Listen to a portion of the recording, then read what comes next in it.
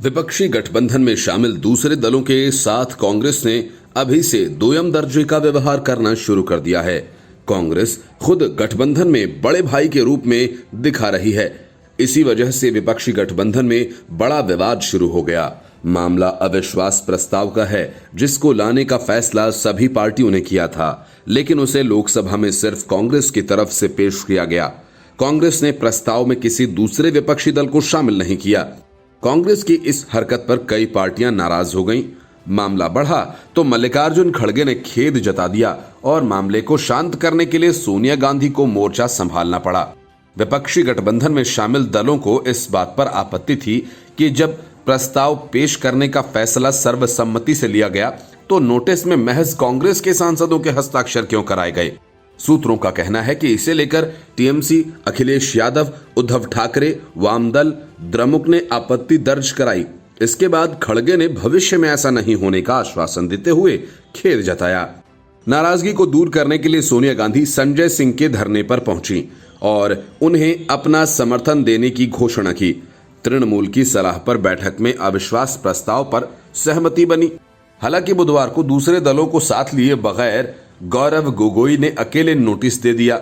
नाराज सहयोगियों का कहना था कि एकजुटता प्रदर्शित करने के लिए नोटिस देने के लिए सभी दलों को एक साथ जाना चाहिए था, जबकि इसी दिन खड़गे के चैम्बर में बैठक होनी थी। बैठक में जब पता चला कि प्रस्ताव का नोटिस दे दिया गया है तो सहयोगी नाराज हो गए। नियम के अनुसार अगर स्पीकर के पास अविश्वास प्रस्ताव का नोटिस 10 बजे के पहले चला जाता तो माना जाता है कि इस पर संसद में उसी दिन चर्चा की जाएगी। कांग्रेस की तरफ से इतनी जल्दबाजी में नोटिस भेजे जाने के कारण अलायंस की अन्य सहयोगी पार्टियां भड़क गईं। कुछ नेताओं के मुताबिक बुधवार सुबह गठबंधन में शामिल नेताओं की बैठक में सहयोगी दलों ने कांग्रेस के इस एक तरफा कदम पर आपत्ति जताई। कांग्रेस के अकेले नोटिस भेजने के इस फैसले का विरोध करने वाले नेताओं में डेरेक ओब्रायन, टीआर बालू, रामगोपाल यादव, संजय राउत, एलाराम करीम और बिनोय विश्वकर्म शामिल थे। कांग्रेस प्रवक्ता मनीष तिवारी ने कहा कि हम इस तथ्य पर जोर देना चाहते हैं कि अविश्वास प्रस्ताव अकेले कांग्रेस का नहीं है, बल्कि गठबंधन में शामिल सभी सहयोगी दलों की तरफ से भेजा गया एक सामूहिक प्रस्ताव है। अविश्वास प्रस्ताव में कांग्रेस ने कहा कि देश की जनता का सरकार पर भरोसा नहीं रहा। हम चाहते हैं कि प्रधानमंत्री नरेंद्र मोदी मणिपुर में हो रही हिंसा पर बोलें, लेकिन वह बात ही नहीं सुनते। कांग्रेस ने आगे कहा कि प्रधानमंत्री सदन के बाहर तो इस मुद्दे पर बात कर रहे हैं, लेकिन सदन में कुछ नहीं बोलते। संविधान के अनुच्छेद 75(3) में कहा गया कि कैबिनेट और सरकार संसद के प्रति उत्तरदायी होगी। लोकसभा में अगर किसी दल को बहुमत नहीं है तो कोई भी विपक्षी दल सरकार के खिलाफ अविश्वास प्रस्ताव ला सकता है। फिलहाल मोदी सरकार बहुमत में है। उनके पास 301 सांसद हैं, जबकि एनडीए के पास 333 सांसद हैं और पूरे विपक्ष के पास कुल सिर्फ 142। कांग्रेस के पास सबसे ज्यादा 50 सांसद हैं। ऐसे में स्पष्ट है कि विपक्ष का अविश्वास प्रस्ताव फेल हो जाएगा। Bureau report, news of India.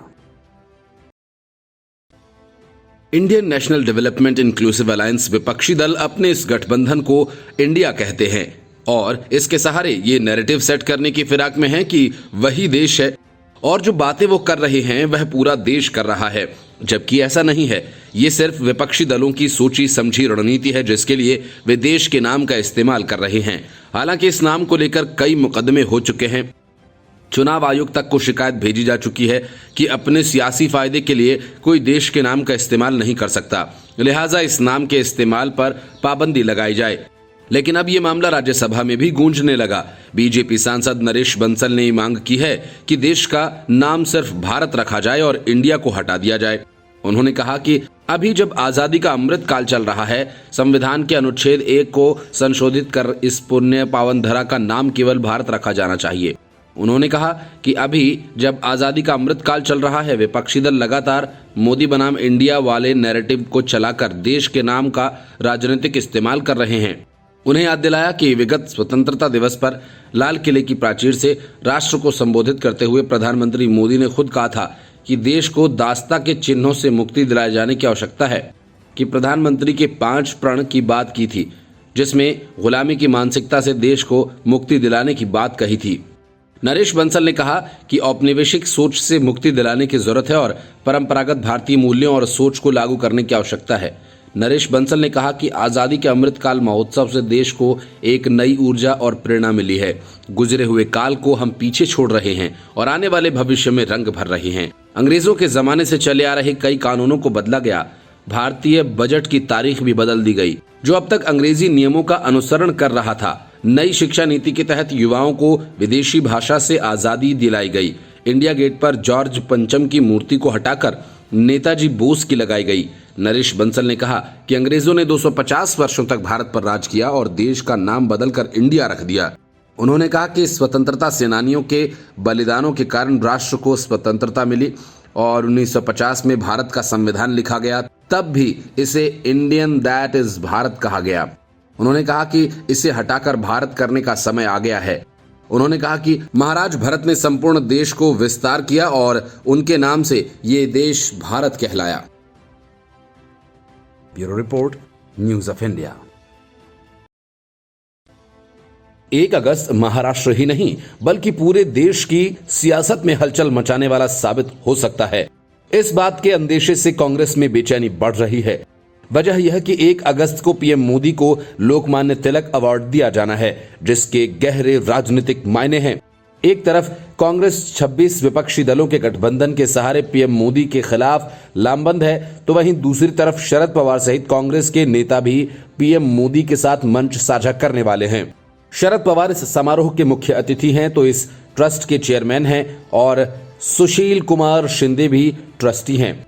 जिस वक्त बीजेपी पसमानदा मुस्लिमों को अपने साथ जोड़ने की मुहिम चला रही है, उसी वक्त लोकमान्य तिलक अवार्ड के मायने और बड़े हो जाते हैं, क्योंकि बाल गंगाधर तिलक ऐसे नेता रहे जिन्होंने मुसलमानों और हिंदुओं को साथ जोड़ने का गहरा प्रयास किया। ये पुरस्कार तिलक स्मारक मंदिर ट्रस्ट द्वारा राष्ट्रवादी लोकमान्य बाल गंगाधर तिलक की स्मृति में स्थापित किया गया है।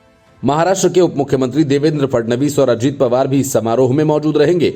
आयोजक तिलक स्मारक मंदिर ट्रस्ट हिंद स्वराज संघ ने कहा कि ये पुरस्कार पीएम मोदी के सर्वोच्च नेतृत्व को मान्यता देता है, जिसके तहत भारत प्रगति की सीढ़ियां चढ़ रहा है। इस ट्रस्ट में रोहित तिलक और पूर्व केंद्रीय गृह मंत्री सुशील कुमार शिंदे जैसे कांग्रेस नेता ट्रस्टी के रूप में जुड़े हुए हैं। इसकी अध्यक्षता लोकमान्य के प्रपौत्र और रोहित के पिता दीपक तिलक कर रहे हैं। लोकमान्य तिलक पारंपरिक रूप से कांग्रेस के समर्थक रहे हैं। लोकमान्य तिलक को कांग्रेस को जन जन तक पहुंचाने वाला व्यक्ति माना जाता है। इसके पहले ये पुरस्कार प्रधानमंत्री इंदिरा गांधी, अटल बिहारी वाजपेयी और मनमोहन सिंह को उनकी सार्वजनिक सेवा के लिए दिया जा चुका है। एक मायने में इस अवार्ड को पीएम मोदी को दिए जाने पर यह सोचा जा रहा है कि तिलक और उनकी विरासत को धीरे धीरे हिंदू दक्षिणपंथियों द्वारा कब्जा किया जा रहा है। जानकारों का यह मानना है कि लोकमान्य बाल गंगाधर तिलक को शुरुआती कांग्रेस और स्वतंत्रता आंदोलन के एक बड़े नेता के रूप में आज भी माना जाता है। पार्टी पर उनके आदर्श आज भी अंकित हैं। उनके पोते जयंत तिलक और प्रपौत्र रोहित तिलक कांग्रेस का हिस्सा हैं। रोहित वर्तमान महाराष्ट्र कांग्रेस इकाई के महासचिव हैं। एक तरफ राहुल गांधी और पार्टी कार्यकर्ता पीएम मोदी और भाजपा की नीतियों के खिलाफ लड़ाई लड़ रहे हैं। उनका कहना है कि पीएम मोदी देश को तानाशाही की ओर ले जा रहे हैं। ऐसे समय में जब कांग्रेस कैडर उनसे लड़ रहे हैं, कोई मोदी को खुश कैसे कर सकता है? कांग्रेस ये दोहरा मानदंड स्वीकार नहीं करना चाह रही। राष्ट्रवादी कांग्रेस पार्टी के अध्यक्ष शरद पवार के इस समारोह में शामिल होने को लेकर भौहें तन गई हैं, क्योंकि शरद पवार और पीएम मोदी अजित पवार की वजह से एनसीपी में विभाजन के कुछ दिनों बाद मंच साझा करेंगे। मुख्यमंत्री एकनाथ शिंदे के अलावा उप मुख्यमंत्री अजित पवार, देवेंद्र फडणवीस भी 1 जुलाई को होने वाले समारोह में हिस्सा लेंगे। और इस पूरे विवाद पर महाराष्ट्र कांग्रेस के प्रमुख नाना पटोले ने कहा कि पीएम मोदी को पुरस्कार देना तिलक स्मारक मंदिर ट्रस्ट का विषय है। पटोले ने आगे कहा कि अगर तिलक आज जीवित होते तो वो पीएम मोदी को ये पुरस्कार दिए जाने को मंजूरी नहीं देते। पुणे से कांग्रेस के वरिष्ठ नेता अनंत गाडगिल ने कहा कि ये अकल्पनीय है कि मोदी को ऐसे समय में कांग्रेस के एक नेता द्वारा पुरस्कार दिया जाए जब पार्टी कार्यकर्ता बीजेपी से जी जान से लड़ रहे हैं। इसी तरह मुंबई कांग्रेस के नेता भाई जगताप ने कहा कि ये तिलक पुरस्कार का अवमूल्यन होने जैसा है। Bureau report, news of India. सदन में हंगामा और नौटंकी करने की वजह से संजय सिंह 2 बार सस्पेंड किए जा चुके हैं। टीएमसी के सांसदों के साथ भी यही हो चुका है, लेकिन राज्यसभा में उनका यही खेल जारी है। जब हद हो गई तो जगदीप धनखड़ ने खुलकर कहा कि नौटंकीबाजी नहीं चलेगी। जगदीप धनखड़ ने तृणमूल कांग्रेस के नेता डेरेक ओब्रायन के साथ हुई नोकझोंक के बाद उच्च सदन की कार्यवाही पूरे दिन के लिए स्थगित कर दी। आवश्यक दस्तावेज सदन के पटल पर रखवाने के बाद सभापति ने बताया कि भारतीय जनता पार्टी के विनय तेंदुलकर सदन से सेवानिवृत्त हो रहे हैं। इसके बाद सभापति ने कहा कि उन्हें मणिपुर की स्थिति पर नियम 267 के तहत चर्चा कराने की मांग को लेकर 47 नोटिस मिले हैं। नोटिस देने वालों में कांग्रेस, तृणमूल कांग्रेस, आम आदमी पार्टी सहित अन्य विपक्षी दलों के सदस्य थे। धनखड़ ने कहा कि वे पहले ही सदन को इस बात से अवगत करा चुके हैं कि उन्होंने 20 जुलाई को मणिपुर के मुद्दे पर नियम 176 के तहत मिले नोटिस को स्वीकार कर लिया है और सरकार भी इसके लिए हामी भर चुकी है। उन्होंने सदन से अपील की है कि वे दलगत राजनीति से ऊपर उठकर काम करें, क्योंकि रोज हो रहे हंगामे से गलत संदेश जा रहा है। सभापति ने कहा कि पिछला सत्र हो या उसके पहले का सत्र, हर दिन नियम 267 के तहत कई सारे नोटिस दिए जाते हैं। उन्होंने कहा कि मैं यदि परंपरा को देखूं तो पिछले 23 सालों में कितने ऐसे नोटिस स्वीकार किए गए। इससे सदन पूरी तरह से परिचित है। इसके परिणामों के बारे में सोचिए। पूरा देश प्रश्नकाल की तरफ देखता है। प्रश्नकाल संसदीय कार्य का दिल है और इसी समय डेरेक ओब्रायन टोकते हुए कहते हैं कि सर हम सब इससे वाकिफ हैं। धनखड़ ने कहा कि आप वाकिफ हैं, लेकिन आपको ये बताने की जरूरत नहीं। ध्यान से सुनिए, ध्यान से सुनेंगे तो आप समझ जाएंगे। डेरेक ओब्रायन ने फिर कुछ कहा तो धनखड़ ने उन्हें टोकते हुए कहा कि श्रीमान डेरेक, नाटकीयता में संलग्न होना आपकी आदत बन गई है। आप हर बार उठते हैं, आपको लगता है ये काफी विशेषाधिकार है। वह न्यूनतम चीज जिसका आप उदाहरण दे सकते हैं वह कुर्सी के प्रति सम्मान प्रदर्शित करना है। अगर मैं कुछ कह रहा हूं तो आप खड़े हों और नाटक रचें। क्षमा करें। सभापति की इस टिप्पणी पर आपत्ति जताते हुए मेज को हाथ से मारा और कुछ कहा। इतने में धनखड़ ने उनसे कहा कि आप मेज पर हाथ मत मारिए। उन्होंने कहा कि ये नाटकीयता नहीं है। इसके बाद विपक्ष के सदस्यों ने हंगामा शुरू कर दिया। इतने में सभापति अपने आसन पर खड़े हो गए। उन्होंने कहा, मैं नेताओं को बुलाऊंगा। मैं सदन की कार्यवाही दिन भर के लिए स्थगित करता हूं। मैं ये बर्दाश्त नहीं कर सकता। Bureau report, news of India. Delhi की सियासत में हंगामा ही हंगामा मचा है और इसमें राहुल गांधी कहीं दिखाई नहीं दे रहे। आखिर हंगामा उनके ही प्रिय विषय पर मचा है, लेकिन इसको करीब से राहुल गांधी नहीं देख पा रहे। राहुल दिल्ली से दूर केरल में हैं। सवाल ये कि इस वक्त वे केरल में क्या कर रहे हैं, तो इसका जवाब है सियासत के मैदान में उन्हें घुटने न टेकने पड़ जाएं, इसलिए वे उसे दुरुस्त करवाने केरल के लिए गए हुए हैं। केरल के एक आयुर्वेदिक संस्थान में उनके घुटनों का इलाज चल रहा है ताकि वे सत्ता की दौड़ में सरपट दौड़ सकें। असल में भारत जोड़ो यात्रा के दौरान घुटने की समस्या हुई थी, जिसका इलाज फिलहाल केरल में चल रहा है। पार्टी के एक नेता ने कहा कि रविवार तक राहुल गांधी डिस्चार्ज हो सकते हैं। पार्टी के एक सीनियर नेता ने बताया कि राहुल गांधी 21 जुलाई को कोट्टक्कल आर्यवैद्यशाला में एडमिट हुए थे। वह रविवार को डिस्चार्ज हो जाएंगे। राहुल गांधी का अस्पताल के मैनेजिंग ट्रस्टी और chief physician doctor PM Warrier ने स्वागत किया था और इस मौके पर कांग्रेस के महासचिव KC वेणुगोपाल, विधायक AP अनिल कुमार वहां मौजूद थे। लेकिन इलाज के दौरान राहुल गांधी ने कथकली डांस परफॉर्मेंस भी देखी। ये परफॉर्मेंस PSV नाट्य संगम द्वारा दी गई थी। इस मौके पर उन्होंने मलयाली लेखक और डायरेक्टर वासुदेवन नायर से भी मुलाकात की। वह भी इन दिनों अस्पताल में इलाज करा रहे हैं। नायर ने राहुल गांधी से मुलाकात के दौरान उन्हें एक पेन गिफ्ट किया था। पार्टी सूत्रों का कहना है कि राहुल गांधी को भारत जोड़ो यात्रा के दौरान घुटने में परेशानी हुई थी। उन्होंने कन्याकुमारी से कश्मीर तक ये यात्रा निकाली थी। राहुल गांधी ने बीते साल 7 सितंबर को भारत जोड़ो यात्रा की कन्याकुमारी से शुरुआत की थी। इस दौरान वे 12 राज्यों में 4000 किलोमीटर चलते हुए 136 दिन में श्रीनगर पहुंचे। अब वे भारत जोड़ो यात्रा के तहत एक और राउंड पर निकलने वाले हैं। खबर है कि अगस्त के आखिरी दिनों में या फिर पिछले साल की तरह ही सितंबर में इस यात्रा का दूसरा चरण शुरू हो सकता है। इस बार वे गुजरात के पोरबंदर से चलकर यूपी आएंगे। गुजरात में भी महात्मा गांधी की जन्मस्थली पोरबंदर से शुरू करने के पीछे खास मकसद है। ये यात्रा यूपी के लगभग 25 दिनों में प्रदेश के 15 जिलों से होकर गुजरेगी। Bureau report, news of India. Karnataka के CM सिद्धरमैया के सितारे इन दिनों गर्दिश में चल रहे हैं। एक तरफ मुफ्त की रेवड़ी बांटने में ही कर्नाटक का खजाना खाली हो गया, तो कांग्रेस के विधायक इसलिए भड़क गए कि उन्हें विकास के लिए फंड नहीं मिल पा रहा। मामला इतना बढ़ा कि डीके शिव कुमार को ये ऐलान तक करना पड़ा कि राज्य में विकास के नाम पर 1 साल तक काम नहीं हो पाएंगे। इससे विपक्ष को हमला करने का बड़ा मौका मिल गया। दूसरी तरफ डीके शिव कुमार लगभग हर दिन सरकार गिरने की आशंका जता रहे हैं और दूसरी तरफ बीके हरिप्रसाद ये कहते घूम रहे हैं कि सीएम बनाना और हटाना मैं जानता हूं। इन सब के बीच सिद्धरमैया के पड़ोसी ने सरेआम उनकी फजीहत कर दी। मुख्यमंत्री के एक पड़ोसी ने सिद्धरमैया की कार को रोक दिया और उन्हें जमकर खरी खोटी सुनाई। दरअसल जब सिद्धरमैया अपने घर से निकले तो मुख्यमंत्री आवास के सामने वाले घर में रह रहे एक वरिष्ठ नागरिक ने उनकी कार को रोक दिया और उन्होंने कथित तौर पर सिद्धरमैया के मेहमानों के कारण उनके परिवार को होने वाली पार्किंग की समस्याओं के समाधान की मांग की। शख्स की पहचान नरोत्तम के रूप में हुई है। जैसे ही मुख्यमंत्री की कार निकलने वाली होती है वह शख्स उसे रोक लेता है और जमकर अपनी भड़ास निकालने लगता है। शख्स ने शिकायत करते हुए कहा कि उनसे मिलने आने वाले लोग अपने वाहनों को जहां तहां पार्क कर देते हैं। इससे उनके और उनके परिवार के लिए अपने वाहन बाहर निकालना मुश्किल हो गया है।